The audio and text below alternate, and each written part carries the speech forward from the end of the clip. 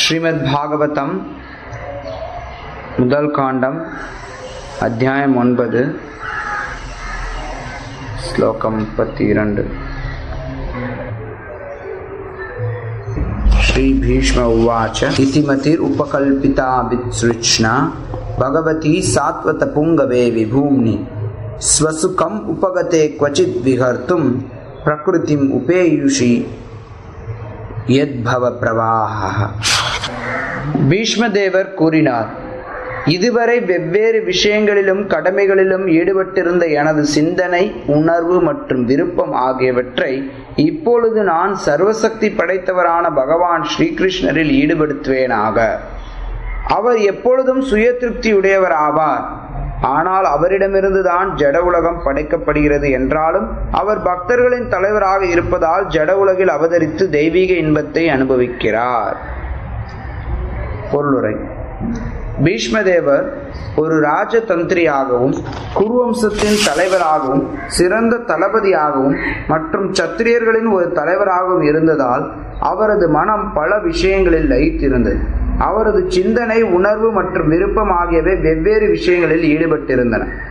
இப்பொழுது தூய பக்தி தொண்டை அடைவதற்கு அவர் சிந்தனை, உணர்வு மற்றும் விருப்பம் ஆகிய எல்லா சக்திகளையும் பரமபுருஷரான ஸ்ரீகிருஷ்ணரின் மீது பதிக்க விரும்பினார். பகவான் இங்கு பக்தர்களின் தலைவர் என்றும் சர்வசக்தி படைத்தவர் என்றும் விவரிக்கப்படுகிறார். பகவான் ஸ்ரீகிருஷ்ணர் தான் முழுமுதற் கடவுள் என்ற போதிலும் அவர் தமது தூய பக்தர்களுக்கு பக்தி தொண்டென்னும் வரத்தை அளிப்பதற்காக பூமியில் அவதரிக்கிறார். அவர் சில சமயங்களில் பகவான் ஸ்ரீகிருஷ்ணராக அவரது சுய விரிவிலும் சில சமயங்களில் பகவான் சைத்தன்யராகவும் தோன்றுகிறார். இவ்விருவரும் தூய பக்தர்களின் தலைவர்களே ஆவர். தூய பக்தர்களுக்கு பகவானின் தொண்டை தவிர வேறு ஆசை கிடையாது. எனவேதான் அவர்கள் சாத்வத என்று அழைக்கப்படுகின்றனர். அத்தகைய சாத்வதர்களில் பகவான் தலைமையானவர் ஆவார். எனவே பீஷ்மதேவருக்கு வேறெந்த ஆசைகளும் இருக்கவில்லை. ஒருவர் எல்லா வகையான ஆசைகளிலிருந்தும் தூய்மை அடையவில்லை என்றால் அவருக்கு பகவான் தலைவராக இருக்க மாட்டார். ஆசைகளை ஒழிக்க முடியாது, ஆனால் அவற்றை தூய்மைப்படுத்த வேண்டும். பகவான் பக்தி தொண்டில் இடையறாமல் ஈடுபட்டுள்ள தூய பக்தரின் இதயத்தில் இருந்து கொண்டு அவனுக்கு உபதேசங்களை அளிக்கின்றார் என்று பகவத்கீதையில் உறுதி செய்யப்பட்டுள்ளது. இத்தகைய உபதேசங்கள் ஆன்மீக உலகிற்கு திரும்பிச் செல்வதற்காக மட்டுமே அளிக்கப்படுகின்றன, எந்த பௌதிக நோக்கங்களுக்காகவும் அல்ல. ஜட உலகை அடக்கி ஆள விரும்பும் சாதாரண மனிதனுக்கு பகவான் அனுமதி அளிப்பவராக மட்டுமே இருப்பதுடன் அச்செயல்களுக்கு ஒரு சாட்சியாகவும் இருக்கிறார். ஆனால் பக்தனற்ற ஒருவனுக்கு பகவான் ஆன்மீக உலகிற்கு செல்வதற்குரிய உபதேசங்களை அளிப்பதே இல்லை. இதுவே பக்தரிடமும் பக்தரற்றவரிடமும் பகவான் நடந்து கொள்ளும் வேறுபட்ட விதங்களாகும். கைதிகள் சுதந்திரமான பிரஜைகள் ஆகிய இருவரையும் அரசர் ஆள்வதைப் போலவே எல்லா ஜீவராசிகளையும் பகவான் தலைவர் ஆகிறார். ஆனால் பக்தர்களையும் பக்தர் அல்லாதவர்களையும் பொறுத்து அவரது செயல்கள் மாறுபடுகின்றன. பக்தர் அல்லாதவர்கள் பகவானின் உபதேசங்களை ஏற்பதில் சிறிதும் அக்கறை கொள்வதில்லை. எனவே பகவான் அவர்களது எல்லா செயல்களுக்கும் சாட்சியாக இருந்து அச்செயல்களுக்கு ஏற்ப அவர்களுக்கு நல்லது அல்லது தீய பலன்களை அளிக்கின்றார். என்றாலும் அவர்களின் விஷயத்தில் அவர்களுக்கு உபதேசிக்காமல் பகவான் மௌனமாகவே இருந்து விடுகிறார். பக்தர்கள் இந்த பௌதிக நன்மைகளுக்கும் தீமைகளுக்கும் மேற்பட்டவர்களாவர். அவர்கள் ஆன்மீக வழியில் முன்னேறி செல்கின்றனர். இதனால் எந்த ஜட பொருளிலும் அவர்களுக்கு ஆசை இல்லை. எனவே பகவான் ஸ்ரீகிருஷ்ணர் எல்லா பௌதிக படைப்புகளுக்கும் ஆதி மூலமாகிய காரணதாகசாய் விஷ்ணுவாக தோன்றுகிறார். எனவே ஸ்ரீகிருஷ்ணரை பக்தன் மூல நாராயணராகவும் அறிந்திருக்கிறான். தூய பக்தர்களின் சகவாசத்தை பகவான் விரும்புகிறார். பகவான் அவர்களுக்காகவே உலகில் அவதரித்து அவர்களுக்கு உற்சாகமூட்டுகிறார். தமது சொந்த விருப்பத்தின்படி பகவான் தோன்றுகிறார். பௌதிக இயற்கையின் சூழ்நிலைகளால் அவர் கட்டாயப்படுத்தப்படுவதில்லை. எனவே இங்கு அவர் விபு அல்லது சர்வசக்தி படைத்தவர் என்று விவரிக்கப்படுகிறார். ஏனெனில் அவர் ஒருபோதும் ஜட இயற்கை சட்டங்களால் பந்தப்படுத்தப்படுபவர் அல்ல. பீஷ்மதேவர் மரண நேரத்தில் நிறைய உபதேசங்களை கொடுத்தார். கிருஷ்ணரை பற்றி நிறைய பேசினார்.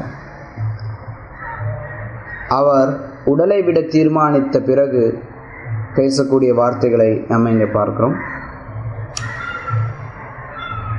பீஷ்மதேவர் தன்னுடைய வாழ்நாள் முழுக்கவும் கிருஷ்ண பக்தியில் இருந்தவர். இருந்தாலும் குறிப்பாக இங்கே மரண நேரத்தில் அவர் சொல்கிறார், என்னுடைய சிந்தனை, விருப்பம், உணர்வு எல்லாவற்றையும் நான் கிருஷ்ணருடைய தாமரை திருவடிகளில் சமர்ப்பிக்கின்றேன் அப்படின்னு.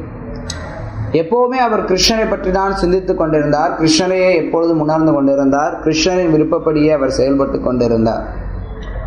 இருந்தாலும் மரண நேரத்தில் அவர் கிருஷ்ணரை புகழ்கின்றார். இப்பொழுது நான் சர்வசக்தி படைத்தவரான கிருஷ்ணரின் தாமரை திருவடிகளில் இதை நான் என்னுடைய மனதை பதிய வைக்கின்றேன், என்னுடைய புத்தியை பதிய வைக்கின்றேன் அப்படிங்கிற கிருஷ்ணர் இங்க ஸ்ரீல பிரபுபாதை சுட்டி காட்டுறது மாதிரி 2 வார்த்தைகளால் அழைக்கப்படுறார். குறிப்பா ஒன்று, அவர் இங்க விபு அப்படின்னு அழைக்கப்படுறார், மிகவும் பெரியவர்.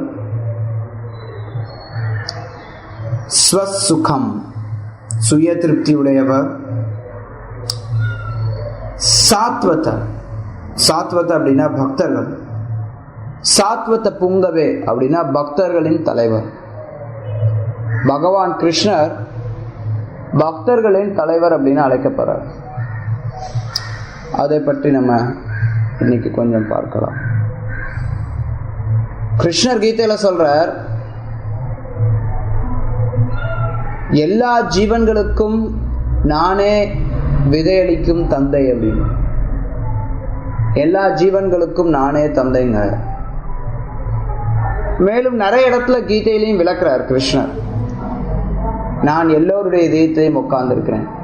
சர்வஸ்ய சாகம் ஹிருதி சன்னிவிஷ்டு மத்த ஸ்மிருதி ஞானம் அப்போகணம். அவர் சொல்றார், எல்லோருடைய இதயத்திலும் நான் உட்கார்ந்திருக்கிறேன். என்னிடமிருந்து தான் ஒருத்தருக்கு ஞாபகம் சக்தி வருகிறது, என்னிடமிருந்து தான் மறதியும் வருகிறது, என்னிடமிருந்து தான் ஞானமும் வருகிறதுங்கிறார். கீதையில நிறைய இடங்கள்ல அவர் இதே கருத்தை வலியுறுத்துறார். நான் எல்லோருடைய இதயத்தையும் அமர்ந்திருக்கிறேன் அப்படிங்கிறது. 13வது அத்தியாயத்துல வரும்போது அவர் சொல்றார், நானும் இந்த உடலை அறிபவனாக இந்த உடலினுள் வீற்றுள்ளேன். கீதையில பல இடங்கள்ல இந்த கருத்து சொல்லப்படுது. மற்ற சாஸ்திரங்கள்லயும் இதே விஷயங்கள் வலியுறுத்தப்பட்டிருக்கு. அதாவது பகவான் பரமாத்மாவினுடைய வடிவில் நம்மளுடைய இதயத்துல நம்ம கூடவே உட்கார்ந்துருக்கிறார். இந்த உடல் அப்படிங்கிற ஒரு மரத்துல 2 பறவைகள் அமர்ந்திருக்கு. ஒரு பறவை ஜீவ பறவை. நம்ம இந்த உடலினால வரக்கூடிய பழங்களை அனுபவித்துக் கொண்டிருக்கிறோம். இந்த மரத்துல அமர்ந்து நம்ம இந்த உடல்னால நமக்கு என்னெல்லாம் இன்ப துன்பங்கள் கிடைக்கின்றதோ அந்த இன்ப துன்பங்களை நம்ம அனுபவித்து வருகின்றோம். அதைத்தான் ஒரு மரத்துல இருக்கக்கூடிய 2 கிளிகளுக்கு ஜீவனும் பரமாத்மாவும் ஒப்பிடப்படுறதுல இருந்து நம்ம தெரிந்து கொள்ளலாம். ஜீவனானது இந்த மரத்துல உட்கார்ந்து இந்த மரத்தினுடைய பழங்களை தின்று கொண்டுள்ளது. ஆனால் பரமாத்மா அந்த ஜீவனை வெறுமனே பார்த்து கொண்டுள்ளார். அவர் வேறு எதுவுமே செய்யவில்லை. அந்த ஜீவனுக்கு சாட்சியாக இருக்கிறார். அவன் செய்யக்கூடிய எல்லா செயல்களுக்கும் சாட்சியாக இருக்கிறார். அது மட்டும் இல்லாம அது எல்லாத்தையும் அனுமதி கொடுப்பவராகவும் இருக்கிறார். உபதிருஷ்டா அனுமந்தா, அவர் எல்லாவற்றையும் பார்த்து கொண்டிருக்கக்கூடியவராகவும் இருக்கிறார். எல்லாவற்றிற்கும் அனுமதி கொடுப்பவராகவும் உள்ளார். அதனால பகவான் கிருஷ்ணர் எல்லா ஜீவன்களுக்கும் தலைவர். அவர்தான் முழுமுதற் கடவுள். அவர் விபு. அதனால எல்லா ஜீவன்களுக்கும் அவர் தலைவராக அறியப்படுகிறார். சர்வ யோனிஷு கௌந்தேயா மூர்த்தையா சம்பவந்தி. எல்லா ஜீவன்களையும் அவர் இந்த ஜட உலகத்துல பிரயோகிக்க செய்கிறார். இந்த ஜட உலகத்துல எல்லா ஜீவன்களும் தோன்றுவதற்கு அவர் காரணமாக அமைகிறார். எல்லா ஜீவன்களுக்கும் பகவான் கிருஷ்ணர் தான் காரணமாக அமைகிறார். அவங்க இந்த ஜட உலகத்துல பிறக்கிறதுக்கான வசதிகளை அவர் தான் செய்து தருகிறார். ஜீவன்கள் எல்லாருக்கும் அவரே தந்தை என்று அறியப்படுகிறார். சரி, அப்புறம் ஏன் இங்க அவர் குறிப்பா சாத்வத புங்கவ அப்படின்னு அழைக்கப்படுறார்? அவர் பக்தர்களுடைய தலைவர் அப்படின்னு. கிருஷ்ணர் எப்பவுமே எல்லோருக்கும் தலைவர். இருந்தாலும் குறிப்பா யார் ஒருத்தர் அவருக்கு பக்தி செய்யறாங்களோ, யார் ஒருத்தர் அவருக்கு தூய்மையான பக்தி செய்யறாங்களோ அவர்களுக்கும் அவர் குறிப்பா தலைவனாக இருக்கிறார். ஒரு சில நேரங்கள்ல இங்க ஸ்ரீல பிரபுபாதர் சொல்ற மாதிரி ஒரு அரசாங்கம் இருக்கு அப்படின்னா அந்த அரசு எல்லோருக்குமே அரசு. யாரெல்லாம் நல்ல குடிமக்களோ அவர்களுக்கும் அரசாங்கத்தினுடைய தலைவர் தான் தலைவர்.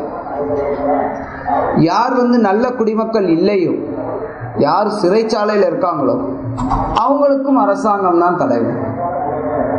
ஒரு நாட்டினுடைய அதிபர் இருக்காருன்னு வச்சுக்கோங்களேன், அல்லது ஒரு நாட்டினுடைய மன்னர். அந்த மன்னர் தான் எல்லாருக்குமே தலைவர். சிறைக்குள்ளார இருக்கவங்களுக்கும் அவர் தான் தலைவர், நாட்டினுடைய குடிமக்களுக்கும் அவர் தான் தலைவர். ஆனா பொதுவா நாட்டினுடைய குடிமக்களுக்கு அவர் தலைவர்னு சொல்லுவாங்க. சிறைக்குள்ளார இருக்கவங்களும் நாட்டினுடைய குடிமக்கள் தான். இருந்தாலும் அவங்க இப்போதைக்கு நாட்டினுடைய விதிமுறைகளை பின்பற்றாத நிலையில இருக்கிறாங்க. அதனால பொதுவா நாட்டினுடைய குடிமக்கள்னு சொல்லும்போது சிறைச்சாலைகள் இருக்கவங்களை யாரும் சொல்ல மாட்டாங்க. அது மாதிரி இங்க சாத்வத புங்கவ பக்தர்களுடைய தலைவர்னு சொல்லப்படுது. உண்மையில யாரு பக்தர்? எல்லோருமே பக்தர் தான். எல்லா ஜீவன்களுமே பக்தர்கள் தான். ஜீவரே சொரூபோய் கிருஷ்ணர் நித்தியதாஸ். ஜீவன்களுடைய சொரூபம் கிருஷ்ணருக்கு நித்தியமா சேவை பண்றதுதான். எல்லா ஜீவன்களுமே கிருஷ்ணருடைய சேவகர்கள் தான். சில ஜீவன்கள் அதை நினைவில் கொண்டிருக்கு, சில ஜீவன்கள் அதை மறந்திருக்கு. யார் நினைவில் கொண்டிருக்கிறார்களோ அவர்கள் சாத்வதர்கள் அப்படின்னு அழைக்கப்படுறாங்க, அல்லது சாதுக்கள் அல்லது பக்தர்கள் அப்படி. யார் ஒருத்தவங்க அதை மறந்துட்டாங்களோ அவங்க இந்த ஜட உலகத்துல கட்டுண்ட ஜீவன்களாக இருக்காங்க. நம்ம எப்ப நம்ம கிருஷ்ணருடைய சேவகன் அப்படிங்கிறத உணர்றோமோ அப்ப நம்மளுடைய உண்மையான நிலைக்கு வரும். ஒரு நாஸ்திகன் கூட கிருஷ்ண பக்தன் தான். அவனுடைய உண்மையான நிலையில பார்த்தோம்னா எல்லோருடைய உண்மையான நிலையுமே கிருஷ்ண பக்தன். ஆனா அவன் தற்போது கிருஷ்ணரை மறந்து வைக்கிறான். அதனால அவன் பக்தன் அப்படின்னு அழைக்கப்படுறது கிடையாது. ஆனா உண்மையில எல்லாருமே கிருஷ்ண பக்தன். எப்படி ஒரு நாட்டினுடைய குடிமக்கள் எல்லோருமே குடிமக்கள் தான். சிறைச்சாலையில் இருந்தாலும் சரி, சிறைக்கு வெளியில இருந்தாலும் சரி, குடிமக்கள் தான். ஆனா சிறைச்சாலையில இருக்கும்போது அவர்கள் குடிமக்களாக கருதப்படுறது கிடையாது. நாட்டினுடைய பிரஜைகளாக எல்லாருக்கும் தெரியும் அவங்களும் நாட்டினுடைய பிரஜைகள் தான். ஆனா நாட்டினுடைய பிரஜைகளுக்கு இருக்கக்கூடிய எல்லா வசதிகளும் அவங்களுக்கு கிடையாது. எல்லா வசதிகளும் அவங்களுக்கு தரப்பட மாட்டாது. பிரஜைகளை போல, மற்ற பிரஜைகளை போல அவங்க செயல்பட முடியாது. அவர்களுக்கு பலவிதமான கட்டுப்பாடுகள் உண்டு. அது மாதிரி இந்த உலகத்துல வாழக்கூடிய சாதாரண கட்டுண்ட ஜீவன்கள் ஒரு சிறைச்சாலையில் வசிக்கக்கூடியவர்களை போன்றவர்கள். நம்ம எல்லாரும் சிறைச்சாலையில தான் வசித்து கொண்டு இருக்கிறோம். இந்த மொத்த உலகமே ஒரு சிறைச்சாலை. இந்த உலகத்தை விட்டு சிறைச்சாலைக்கு அப்பாற்பட்ட இடத்துக்கு நம்ம போகணும். அதற்கு நம்ம பகவத்கீதை பாகவதத்திலிருந்து அறிவுரைகளை பெறணும். ஸ்ரீல பிரபுபாதர் இங்க சொல்ற, எந்த ஒரு பௌதிக நோக்கத்திற்காகவும் இந்த உபதேசங்கள் அளிக்கப்படுவது அல்ல. ஆன்மீக உலகிற்கு திரும்பி செல்வதற்காக மட்டுமே அளிக்கப்படுகிறது. பகவான் மேல அன்பை வளர்த்து கொள்வதற்கும் ஆன்மீக உலகத்திற்கு திரும்பி செல்றதுக்கு தான் பகவத்கீதை பாகவதம்லாம் கொடுத்திருக்கு. பகவத்கீதை பாகவதம், ராமாயணம், மகாபாரதம் இதை வைத்து கொண்டு இந்த உலகத்திலே சந்தோஷமா இருக்கலாம் அப்படிங்கிறதுக்கானது கிடையாது. இந்த உலகத்தை விட்டு வெளியில போறதுக்கா நாம பகவானுடைய தாமரை திருவடிகளை சென்றடையணும் அப்படிங்கிற காரணத்துக்காகத்தான் இந்த புத்தகங்கள் எல்லாம் நமக்கு கொடுக்கப்பட்டு. அதனாலதான் பகவான் சாத்வத புங்கவான் அழைக்கப்படுறார். பக்தர்களுடைய தலைவர். எல்லோரையும் அவர் பார்த்து கொள்றார். இருந்தாலும் பக்தர்களை தனிப்பட்ட முறையில் அவர் பார்த்து கொள்றார். எல்லாரையும் அவர் தான் பராமரிக்கிறார்.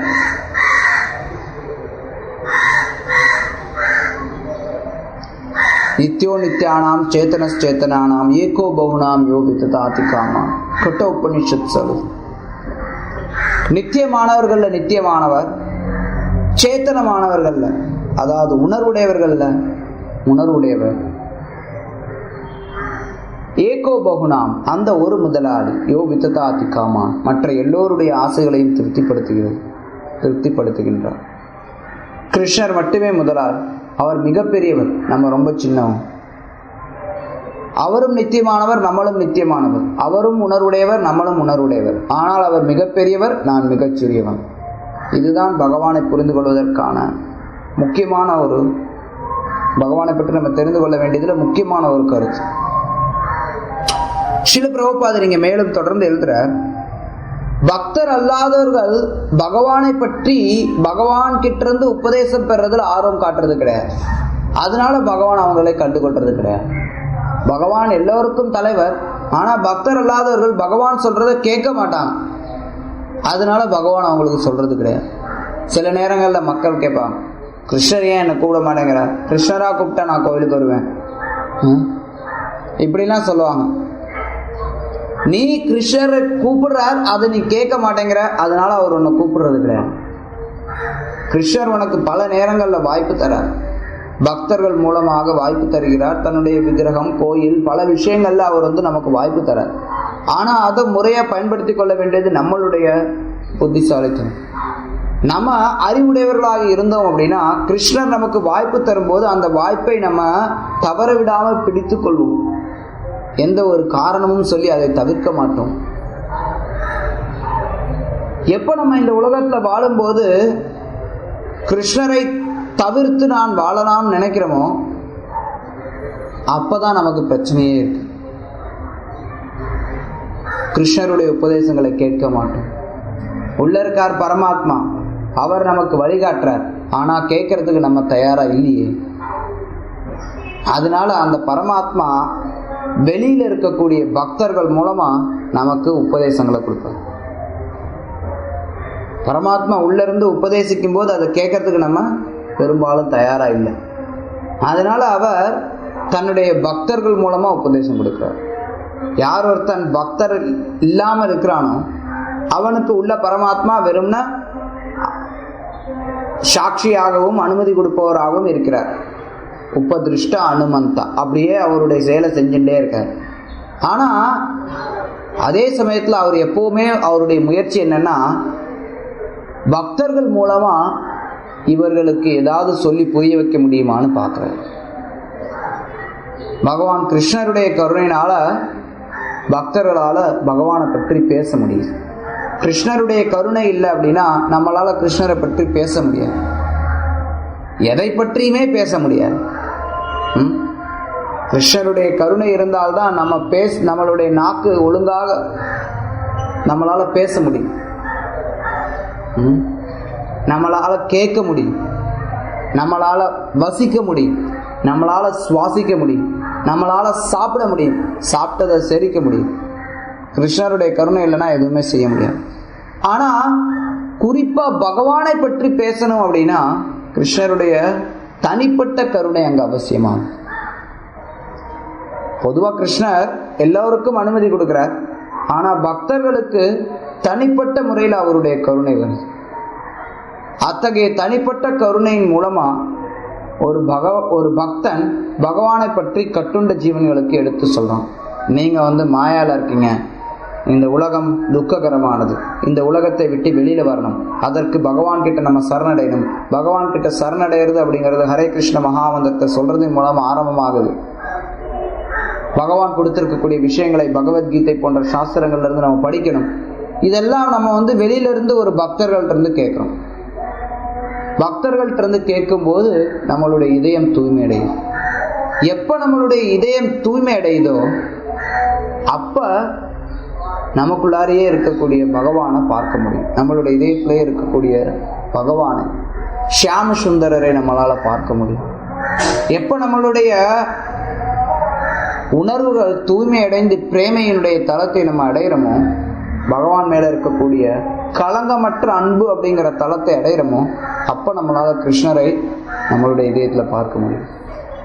பிரேமாஞ்சன சுரித பக்தி விலோச்சனேன சந்தஸ் சதைவ ஹிருதயேஷு விலோகயந்தி யம் ஷியாம சுந்தரம் அச்சிந்திய குணஸ்வரூபம். பிரேமாஞ்சன சுரித்த பக்தி விலோச்சனே, யார் ஒருத்தர் பிரேமை அப்படிங்கிற மையை தங்களுடைய கண்கள்ல இட்டு இருக்காங்களோ அவர்களால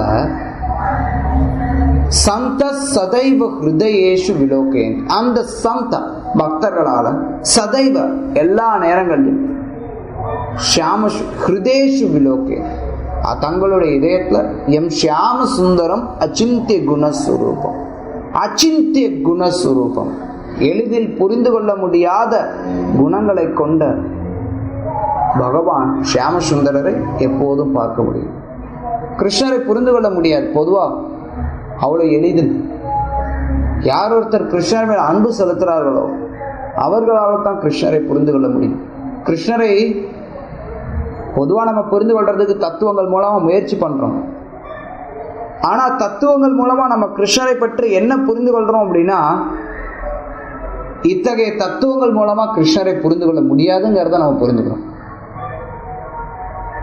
கிருஷ்ணர் நம்மளால புரிந்து கொள்ளப்படக்கூடியவர் கிடையாது. கிருஷ்ணர் சாக்ஷாத் பகவான், அவரே தன்னை பற்றி என்ன சொல்றாரோ அதை அவருடைய கருணையின் மூலமா நம்ம கொஞ்சம் புரிந்து கொள்றோம் ஓரளவுக்கு. கிருஷ்ணர் தானே தன்னை பற்றி பகவத்கீதையில சொல்றார். கிருஷ்ணரை நன்கு அறிந்த உணர்ந்த உயர்வான பக்தர்கள் நமக்காக கிருஷ்ணரை பற்றி சொல்கிறார்கள். அதுதான் ஸ்ரீமத் பாகவதம். இப்படி கிருஷ்ணரே சாக்ஷாத் தன்னை பற்றி சொன்னதை வைத்தும் கிருஷ்ணரை பற்றி மற்ற பக்தர்கள் சொன்னதை வைத்தும் நம்ம கிருஷ்ணரை பற்றி கொஞ்சம் கொஞ்சம் புரிந்து கொள்ள முயற்சி செய்கிறோம். கிருஷ்ணரை புரிந்து கொள்றது அவ்வளவு எளிமையானது கிடையாது.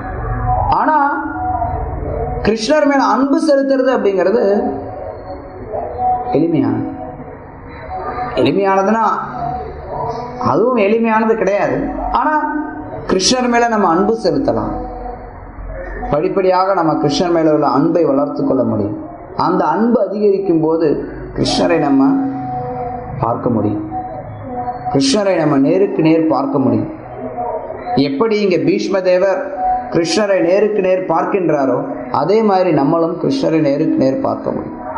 அத்தகைய பக்தர்கள், பீஷ்ம தேவரை போன்ற உயர்ந்த பக்தர்கள், அவர்களுக்கு பகவான் குறிப்பான தலைவராக இங்க சொல்லப்படுறார். சாத்வத புங்கவன் பகவான் எல்லோருக்கும் தலைவர். ஆனால் குறிப்பாக தன்னுடைய பக்தர்கள் யார் தன்னுடைய பக்தியில ஈடுபட்டு இருக்கிறார்களோ அவர்களுக்கு தனியான ஒரு கருணையை காட்டுகிறார். ஹரே கிருஷ்ணா.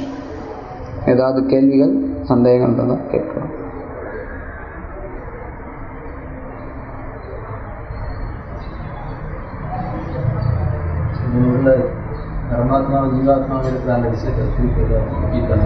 எப்படி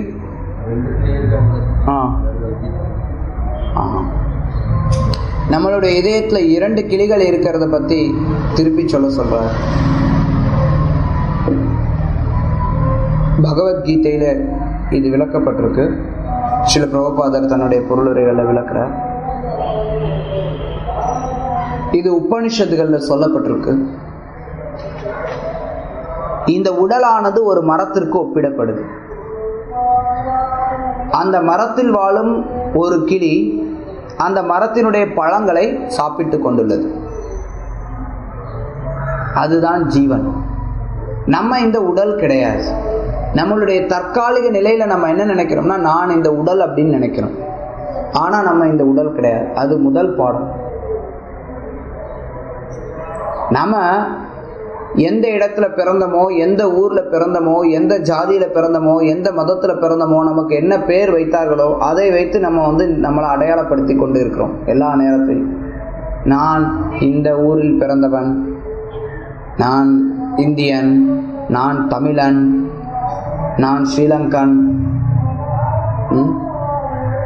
இதெல்லாமே நம்மளுடைய உடல் சார்ந்த அடையாளங்கள்.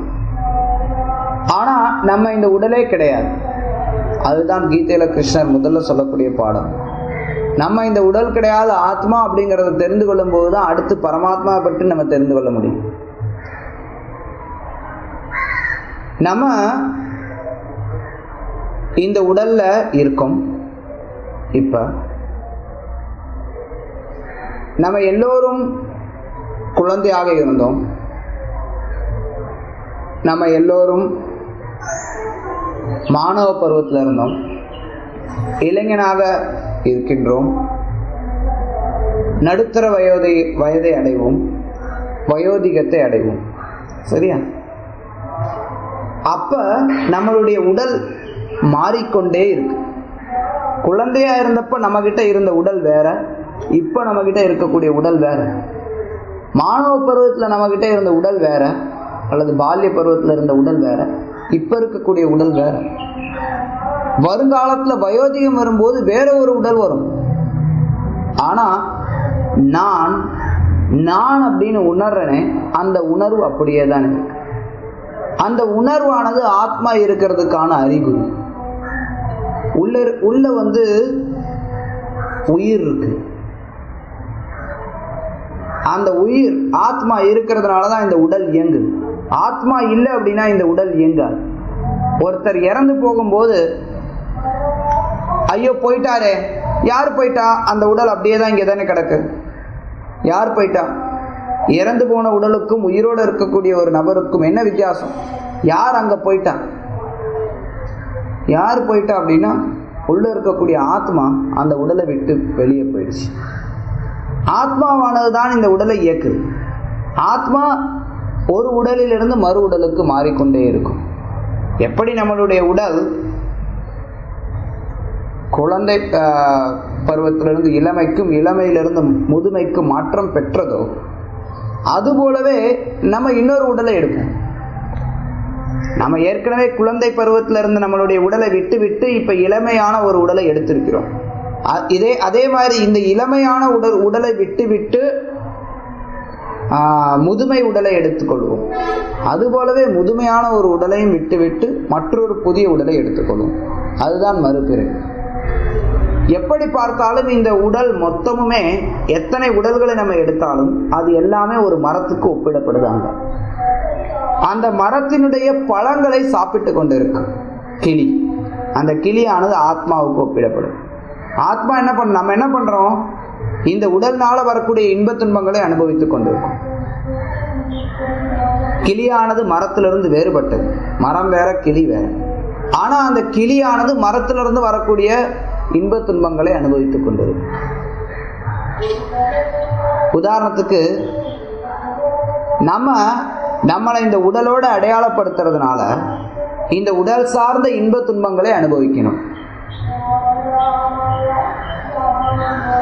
எனக்கு நான் என்னை உதாரணத்துக்கு மனிதனாக நான் என்னை அடையாளப்படுத்துறேன். இது ரொம்ப ஓவரா இருக்கும். உதாரணத்துக்கு நான் என்னை இந்தியனாக அடையாளப்படுத்துறேன்னு வச்சுக்கோங்க. இந்தியனாக அடையாளப்படுத்துறதுனால இந்தியாவிற்கு ஏதாவது ஒரு நன்மை நடக்கும் போது எனக்கு மகிழ்ச்சி வருது. இந்தியாவிற்கு ஏதாவது தீமை நடந்தது அப்படின்னா எனக்கு துன்பம் வருது.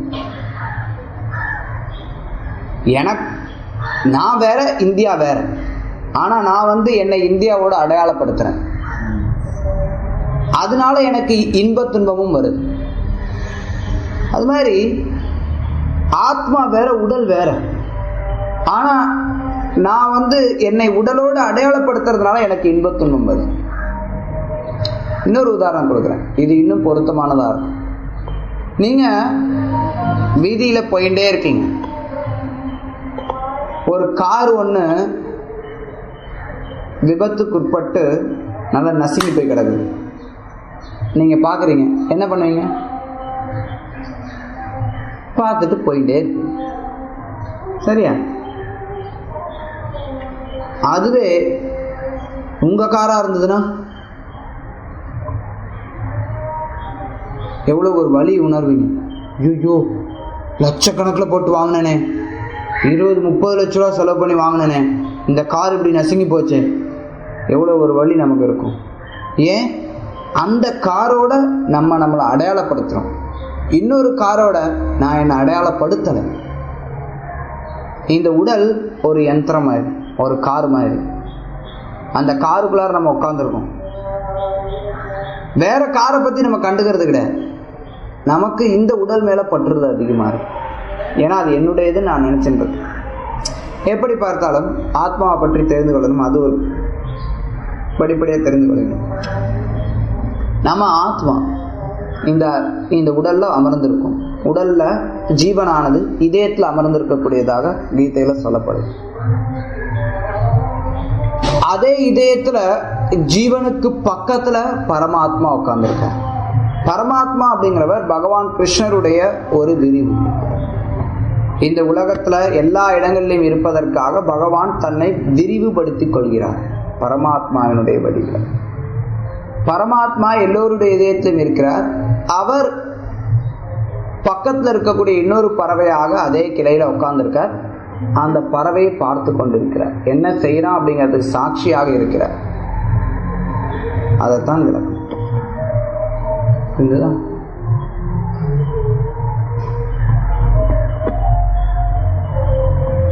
ஏதாவது கேள்விகள்? श्रीमद् भागवतम की जय, श्रील प्रभुपाद की जय.